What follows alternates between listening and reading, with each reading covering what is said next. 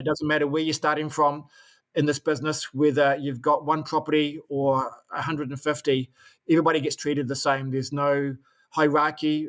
Marco, Hadar, and others that are leading this, the most humble people you would know. If you saw them at the beach, you wouldn't have any clue about what they were involved in, and I really, really like that.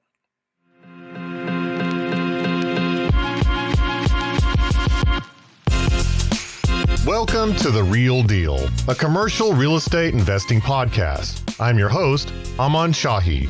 There's a ton going on in the world right now, and much of it impacts real estate investors. The Real Deal podcast will take a look at what's happening and how it influences you as a real estate investor.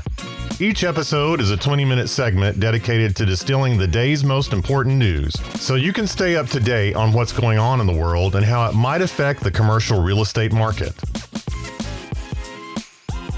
Welcome everybody to another show of Real Deal Podcast. Today we have another guest. His name is Ian. Welcome to Ian's show, Ian. Thanks, Aman. Thank you so much for having me on today. So I'm going to give you 30 seconds to introduce yourself, who you are. Cool. Hey, my name's Ian Sharp. I'm based in New Zealand in a small town called Whangarei, 200 kilometres north of Auckland, our biggest city. And came from England originally. We didn't have any money when we came here, but I had a burning desire to make things happen in my life and not want to work a 40-hour job for 50 years and retire broke. So I've been reading books for many years and investing for about 15. And I came across investing in the multifamily space about 3 years ago, and I'm super pumped to be in that. So when you came from England, why did you pick New Zealand to move to New Zealand? Like, why not any other country? I was 5 years old at the time, and my dad got a job in New Zealand, in Auckland. So that's the reason why we came out. He was working on a fishing boat, and a lot of people would die. The boats would sink. So it was a very risky occupation. And when you came to New Zealand, what kind of challenges you had to face? Like, do you have any kind of like cultural differences, or it was more like same thing? Well, the biggest thing probably was a lack of money. Back then, the pound was worth less than the dollar. So we literally used to clean movie theaters in the weekend just to pay rent in our house. My dad couldn't read or write. I think being a POM, they used to call us POMs, prisoner of Mother England. So there was a bit of a stigma back then about English people coming to New Zealand. And my dad's, he couldn't read or write when he got here, but he's written 2 books and he's been a teacher and all that. So I inherited my dad's burning desire to keep on going and overcome adversity. And what kind of mindset did you grow up with when you talk about like you want to make money, you want to invest, and how did you get that kind of mindset from your father? Well, I pretty much got from him. I got the never give up, the perseverance side, but I got no financial literacy from my parents at all. They were the typical buy a house, work your same job, and pay for your mortgage and have a little bit of money at the time. But when I started work when I was 17 years old, I looked at the people I was working with, and I looked at the cars they were driving, the holidays they went on, the houses that they lived in. And I thought, if this is going to be me in 10 or 15 years, and it scared the heck out of me. So from a 17-year-old, I started reading books like Og Mandino, and Napoleon Hill, those kind of things, just to refresh, just to get my mind in the right place. Hey, I was still into partying and drinking and having a great time, but I was feeding this desire, this burning desire inside me that I don't want to settle for the status quo. And as being an immigrant, did you have any like different mindset from your peers, or it was more like what you grew up with? Because as most of the times immigrants have like different mindset, even no matter where they go. Well, one thing, I was super grateful to be in New Zealand. The weather was better, and it just seemed like the land of opportunity. I just felt like, we were living in city in Auckland, which relatively very small population. People seemed really, really positive. It felt like New Zealand was going through a stage where anything was possible. And my dad enjoyed his job and all that. So I just felt like, I guess gratefulness, the fact that I'd come from, even though I was 5, I've come from a place that I felt like there's more opportunities to be in where we were. So I didn't take it for granted when I was young. But saying that, I love England. It's still my birth home. I'm going there in 2 months' time after I've come to the States. I'm flying over to England for 2 weeks to see my family and do some sightseeing. So England is still a very big part of my heart. Can you say that your mindset was developed on based of scarcity? I think it was scarcity and fear. Yeah, and I don't like relying on other people or the government to pay me wages or retirement. And probably like the States, I think the whole retirement thing is going to look a bit different in the next 10 to 15 years. So I don't want to rely on the government or family or anyone to provide my lifestyle in the future. Mm. And if we talk about real estate or investing, you said you started investing 15 years ago. Where did you start investing? Like what kind of asset class? Single family in New Zealand here. It'd been on my mind for a number of years to get involved in things. I tried other things which hadn't been successful in and lost some money along the way. But I happened to be dating a real estate agent, and she said to me, this house, the guy really needs to sell it quickly. I think you should buy it. It's a great buy. I didn't think anything about yield, location, or anything else like that. I said, yeah, okay. So I bought it, and I got in there, did some painting myself, tidied up the backyard, and rented it out, and then I forgot about it. I just left it along. Oh, I'm a property investor now. Let's go. Then I met my wife, and we got married, and we thought about having children. I thought, well, I need to be able to provide for our financial future. So that's when I started getting serious. I invested money and time in regards to getting educated in investing. I went to some weekend property boot camps, and I got a mentor. So all up, I probably spent $40,000 or $50,000 in a couple of years. And from that, I got knowledge, but more than that, I got confidence to actually get out and take action. And so I started buying duplexes for the cash flow. And then I was able to refi some deposit out and then put it into the next property. And then about 2 years ago, we sold a couple of our houses, and we've got a really nice house out in the country, which is mortgage free. So we paid off those houses to be mortgage free on our own home, but we've got you guys call it a HELOC. So I have access to funds to invest in other places like the States, etc. So yeah, that's where things are at. And why did you pick US for your next investing place in the real estate? Great question. I'm not sure whether you know much about New Zealand in regards to things, but it's a very desirable country to live in. It's safe. It's a long way from pretty much anywhere, unless you're a penguin at the South Pole. Yeah, and there's opportunities job wise. You're not very far from the beach or the mountains to go skiing. There's reasons why people like Peter Jackson and other people come and film movies here, because it's basically got everything you need here. And I thought, well, I'm pretty much tapped out in New Zealand because the yields are ridiculously low, because the house prices here are amongst the highest in the world. So I thought, you know what? That's it for me. I've run my race. We're going to live comfortably. We've got some good cash flow coming in, good properties.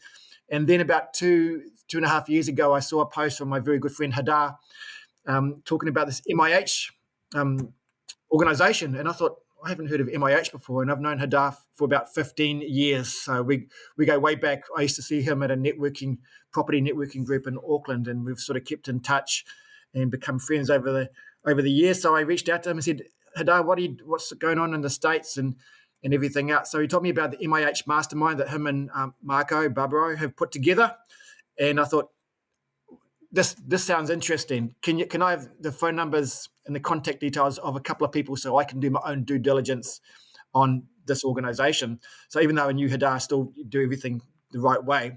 And I spoke to a couple of people, one in New Zealand and one or two in the States as well. And I was just impressed by their demeanor, the enthusiasm, and what they had to say about MIH. And so I joined up. Initially, I joined up for the financial opportunities that I thought were there, but I'm really here as well because of the relationships that I've made and that are growing deeper as well. It is a community of go-givers and go-getters as well, and it doesn't matter where you're starting from in this business, whether you've got one property or 150. Everybody gets treated the same. There's no hierarchy. Marco, Hadar, and others that are leading this, the most humble people you would know. If you saw them at the beach, you wouldn't have any clue about what they were involved in, and I really, really like that. And while investing in United States, how did you find your first property as a limited partner? Okay, so initially I went through the 12-month learning program where you each month you've got a set of tasks to do, learning tasks, and also calls that you jump on for education. It's a bit like a university, I guess. And yeah, just to get started networking with people, getting to know a bit about the American market, the different lingo that you guys use for tax things and other things as well. And I got to see what Sharpline were doing. So Sharpline are an acquisition / property management company that are associated with MIH, and I started seeing the deals that they were taking down, and they're very transparent in regards to the numbers and the reasons why they were buying particular properties. And I thought, well, I'm still in the end of a deep pool. Probably best to start off as an LP, just so I can see a little bit of how the system works. So I jumped into one of the first deals I got into was in Oklahoma. I put 50K US into that one, so just wanted to get my toes wet, just to get a bit of a feel for it, and learn from that. And then the next year, which was last year, I put 100K into a Kansas City deal just down the road from the university, and yeah. So now with a couple of LPs under my belt and still a lot of learning to do, I think I feel like I'm ready now to start being a JV or GP in a smaller deal. And as being a foreign national, how did you do the proper due diligence by living in a different country? And how hard was that? What kind of implications you had to face? Cool. Yeah, so obviously I researched the areas myself and went on a few websites and checked it out. But because I'd also spent about a year seeing what Sharpline was doing and obviously the MIH community, I felt very comfortable to put some money for, because people can talk about, I'm going to get into this deal, I'm going to do that, but until you've actually transferred the money, it doesn't actually mean much, right? Because you've got to step up and pay that money out. So certainly, I wouldn't be investing in the States if I didn't have people over there that I knew what they knew that they were doing. That had a great track record. They had integrity and all that kind of thing. So they ticked every single box for me. I'm not risk adverse, but I check everything. Even before I buy a new toaster, I'll read reviews about it and cross reference it with other models. Seriously, but I enjoy that. It's one of the things that I love. So I applied the same thing to investing in the States. And yeah, I'm super happy, super grateful to be in these deals, but it's only the start. If I buy one deal a year or invest one deal a year for 10 years, our life is going to look completely different than it was going to look. And by living in a different country, what kind of tax implication you had to face before you invest in real estate in the United States? Well, that's a great question, and that's the power of this mastermind. Is like whatever help or questions you have, there's someone that has an answer for you. So I'm using Hadar's accountant in the States, and he just communicates with my accountant here in New Zealand. So it's all very seamless, and of course there's tax to be paid, but it balances out. Say if the tax rate completely for me was 40%, I'd maybe pay 20% in the States and 20% in New Zealand. So I'm not paying more tax than I typically would, but it sort of evens out. So I leave the accountants to take care of all that kind of thing, and I just use a Wise account and a Wise app, and they just transfer the money into my Wise account every month from Sharpline, which is great. And what kind of do you still get the like total tax benefits that any U.S. national gets as of being a foreign national? So do you also get same kind of tax benefits, right? I get a lot of them. I don't quote me. I don't know whether I get the 100%, but yeah, there's definitely some advantages for me on the tax side. But for me, the tax side is a bonus. It's a cherry on the top. For me, it's more about how soon can we stabilize this property? When can we refi it? How can we add value to the tenants so they want to stay longer? So we have better quality tenants. Can we put a dog park in? Can we do rubs on the property? How's our marketing going? How can we, so for me, that's more important. The tax side is a nice cherry on the top. Mm. You mentioned something called rubs. Can you explain what is rubs? Yeah, it's an analogy, and it's basically getting the tenants to pay for things like the water and other services as well, like even like internet and all that kind of thing. Because often buying property, the property management or the owners of the business are paying for all these utilities. And so a great way to add some value to the property and your bottom line is to get the tenants to start paying for some of these things, whether it's putting meters in or laundry facilities like dryers and washers and that kind of thing. And they pay for them either by tokens or some other way. There's often an opportunity to add value in that respect. So it's not all about renovating, repainting, and doing stuff. There's often a lot of money to be made through getting the tenants to take ownership of other areas as well. One of those key things, you really need to see what the area is doing as well. If rubs are a big thing in that area, you can do it. But if no one else is doing rubs, then you've got to think strategically. And it's like, how else, how can we implement some other ways to add some value? I think RUBS means ratio utility billing system, right?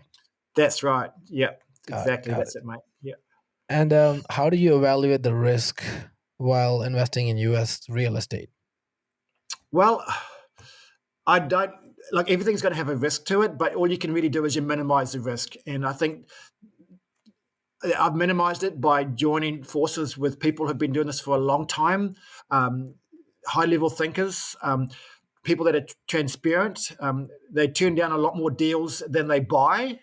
And they look at everything from a pessimistic point of view and kind of thing, and they don't leave any stone unturned, but also vertical integration as well, and also systems orientated. So they've got systems in place so nothing gets past them and they can check everything before they pull the trigger on going ahead with a particular deal. But I think that not being in a rush to buy property, but being able to act quickly when you've got the right one at the right price. I think that's a key thing. It's nice to say, hey, I've got this 100-unit deal, just sign it up, whatever.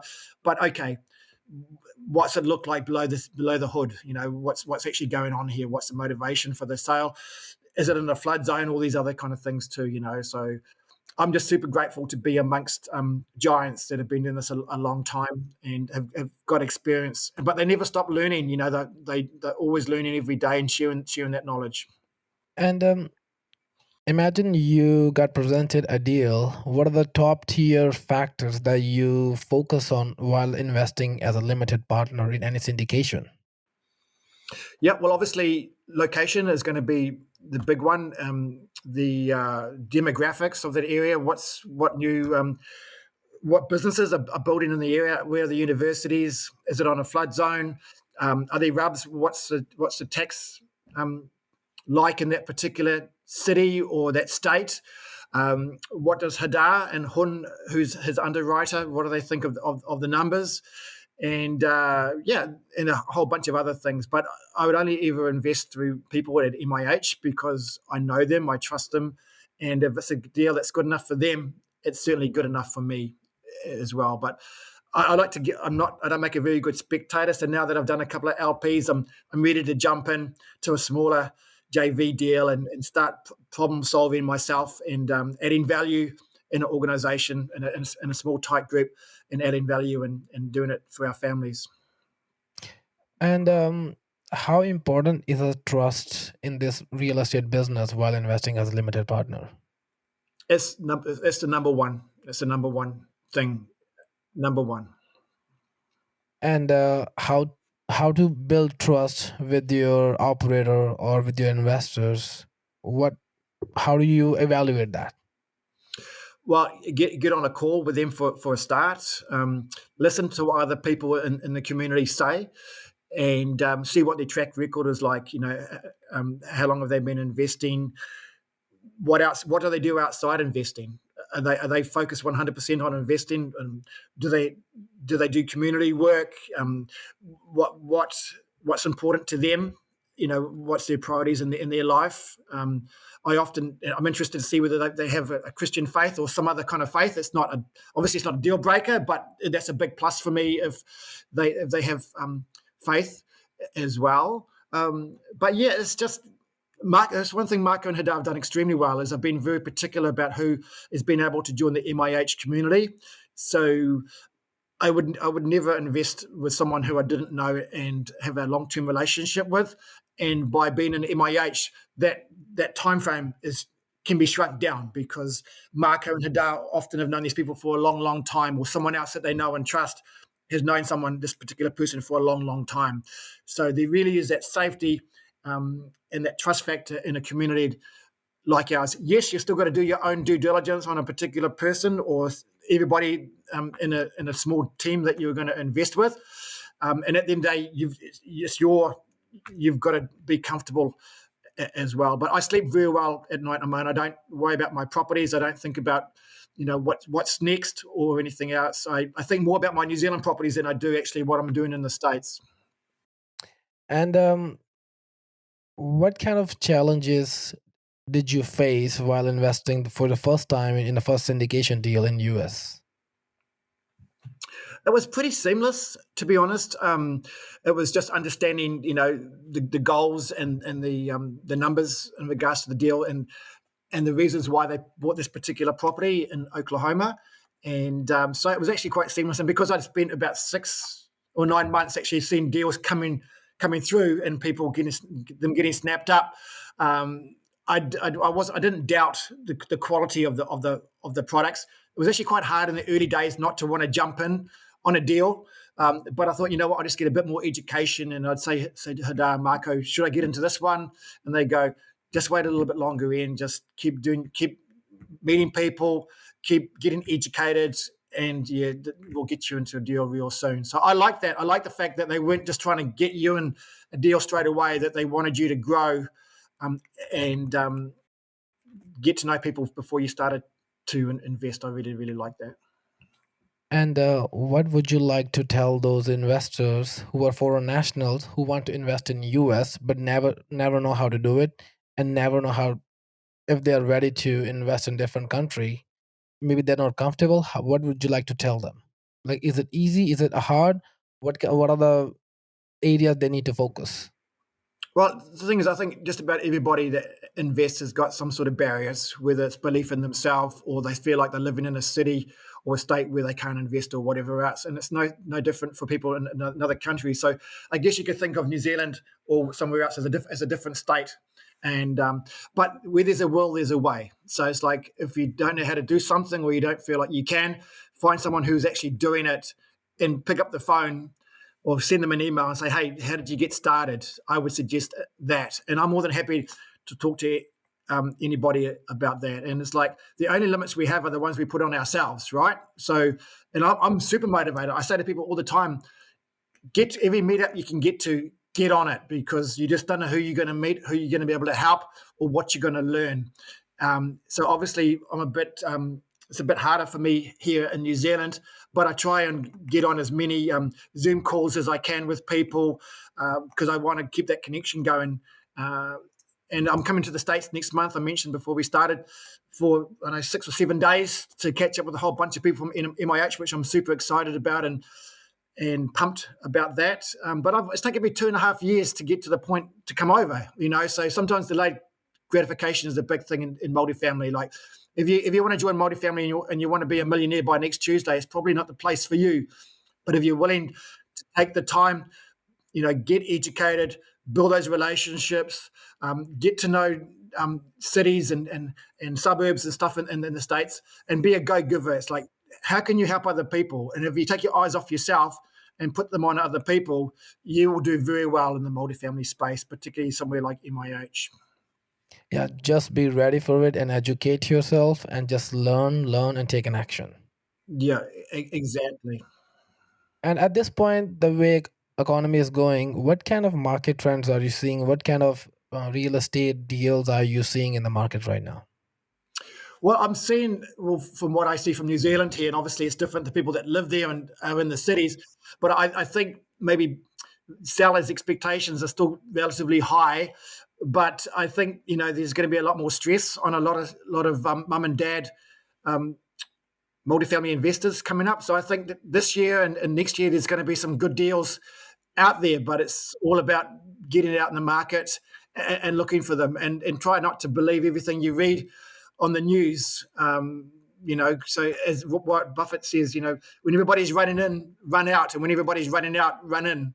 So I really believe the next couple of years are going to be great. But hey, you got to do your due diligence. And I always think it's a great time to buy property, whether it's single family or multifamily. It's just maybe some of your criteria and some of your rules have to change to adapt to that particular situation. But I'm excited about the next few years. The years are going by so quickly. I feel like I've been at MIH for more than 2.5 years, but it's only the beginning. And I'm super excited about this, and it's in my blood. I love what's happening. I love seeing properties get transformed and the tenants enjoying better facilities because we've put some time and effort and thought into making their accommodation better.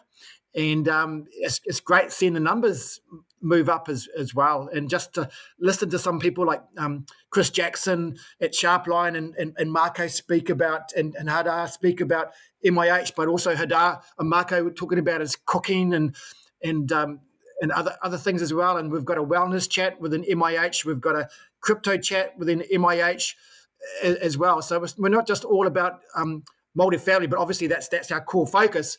But we're all about life and lifestyle. Marco and Robert Musso have got a Facebook thing about traveling and eating well while you're traveling and all that kind of thing. So we really are not just an investing community, we're a lifestyle community, and looking out to make each other's lives and others as the best lives that we can make them. Got it. So real estate is about changing the lives. It is, man. And it starts at home. Since I've been at MIH, I'm reading my Bible more. I hope I'm a better husband and a better father. And my perspective on what I can achieve and what I can do for others has grown since I've been in the MIH community. So you level up in different areas, not just in being able to invest. So before we wrap this up, I have a couple more questions. Ready for this? Imagine today is your last day on this planet. What message do you want to give to the world? I would say live every day like it's your last day. And just love people. Get out there, have a good meal, get out in the sunshine, do some exercise, hug a lot of people. But we just don't know when our last day is going to be. And I know that I could do more in each day. So, like I'm looking forward to coming to the States, but I've got to live here right now, and I've got to make this day the best day I can make it. Beautiful. And smile more. Smile more. Like often the best things in life are free, right? And it's like even when you get in your groceries and ask the checkout person, how's your day going? You're probably 1 out of 50 people who actually says that to somebody. And if somebody wants to reach out to you, where can they reach out to you? Yep, they can find me on Facebook, and I'm sure you'll put a link to my details as well. But more than happy to talk to anybody in the States, or particularly anybody who doesn't live in the States who is thinking about investing in America. I'd be more than happy to share my story with them so far and see if I can help in some way. Perfect. All right, thank you so much, Ian, and thank you for your time. And I will see you another one. Awesome, Aman. Thanks so much again for having me on, my friend. I look forward to seeing you soon. All right, thank you. Thank you for joining us on The Real Deal, a commercial real estate investing podcast, the show that covers everything to do with multifamily real estate investing to help you become an expert in your real estate ventures. We're here to help you create passive income and financial freedom so that you can achieve what you want whenever you want. We'll catch you next time on The Real Deal.